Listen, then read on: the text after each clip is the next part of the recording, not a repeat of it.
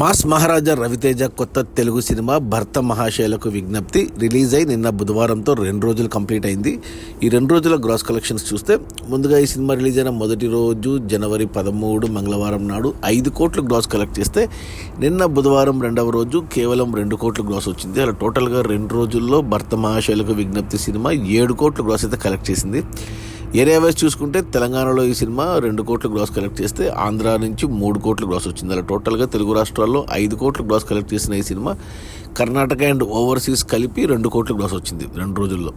అలా టోటల్గా 2 రోజుల్లో భర్త మహాశయులకు విజ్ఞప్తి సినిమా 7 కోట్ల గ్రాస్ అయితే కలెక్ట్ చేసింది. ఇక ఈ 7 కోట్ల గ్రాస్లో థియేటర్ల రెంట్లు, గవర్నమెంట్ ట్యాక్సులు, ఖర్చులన్నీ పోను డిస్ట్రిబ్యూటర్ షేర్ వచ్చేసి 4 కోట్లు ఉంది. ఈ సినిమా బడ్జెట్ 40 కోట్లు అయితే 19 కోట్లకు డిస్ట్రిబ్యూటర్లకు అమ్మారు. 19 కోట్లకు గాను 4 కోట్లు వెనక్కి వచ్చేసే మొదటి 2 రోజుల్లో. మరో 15 కోట్ల డిస్ట్రిబ్యూటర్ షేర్ వెనక్కి వస్తే సినిమా హిట్ అవుతుంది బాక్స్ ఆఫీస్ దగ్గర కమర్షియల్గా.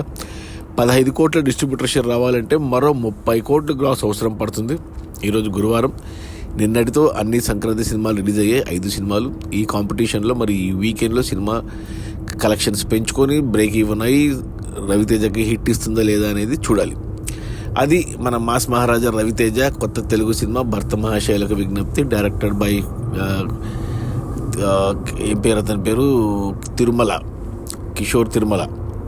రిలీజ్ అయిన మొదటి 2 రోజుల్లో 7 కోట్ల గ్రాస్, అందులో డిస్ట్రిబ్యూటర్ షేర్ వచ్చేసి 4 కోట్లు.